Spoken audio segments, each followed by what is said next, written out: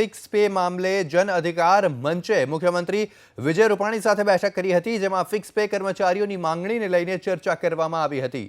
મુખ્યમંત્રીએ કર્મચારીઓને માંગણીઓને લઈને હકારાત્મક વલણ દાખવ્યું હોવાનું જન અધિકાર મંચે જણાવ્યું છે। ત્યારે આગામી દિવસોમાં રાજ્યના ફિક્સ પે કર્મચારીઓ માટે આનંદના સમાચાર આવી શકે છે। મહત્વનું છે કે છેલ્લા ઘણા સમયથી ફિક્સ પે કર્મચારી સરકાર સાથે સમાન કામ સમાન વેતન સહિતની માંગણી સંતોષવા માટે અપીલ કરી રહ્યા હતા।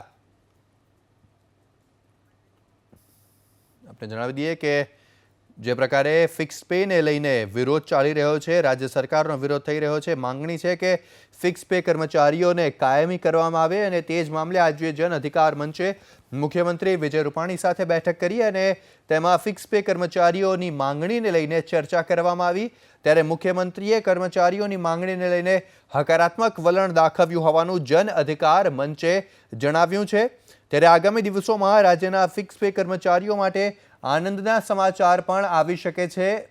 ત્યારે છેલ્લા ઘણા સમયથી ફિક્સ पे કર્મચારીઓ સરકાર સામે માંગ કરી રહ્યા છે સમાન કામ સમાન વેતનની અને તેમની માંગ છે કે તેમની આ માંગણીને જલ્દીમાં જલ્દી સંતોષવામાં આવે। ત્યારે આ જ બાબતે ગુજરાતના નાયબ મુખ્યમંત્રી નીતિન પટેલે પણ નિવેદન આપ્યું હતું કે આ બાબતે ચર્ચા ચાલી રહી છે। એબીપી અસ્મિતાએ જ્યારે આ બાબતે અસ્મિતા સંવાદમાં ગુજરાતના મુખ્યમંત્રી વિજય રૂપાણી સાથે વાત કરી ત્યારે પણ તેમણે કહ્યું કે આ બાબતે સરકાર હકારાત્મક વલણ દાખવી રહી છે અને જલ્દીમાં જલ્દી નિર્ણય લેવાશે। અમારી સાથે જોડાયા છે અમારા સંવાદદાતા કલ્પેશ રાવલ, તેમની સાથે વાત કરીશું। કલ્પેશ, મતલબ કે હવે ફિક્સ पे કર્મચારીઓની માંગ ટૂંક સમયમાં સંતોષવામાં આવી શકે છે તેવું કહી શકાય આજે મુખ્યમંત્રીના હકારાત્મક વલણને જોતા?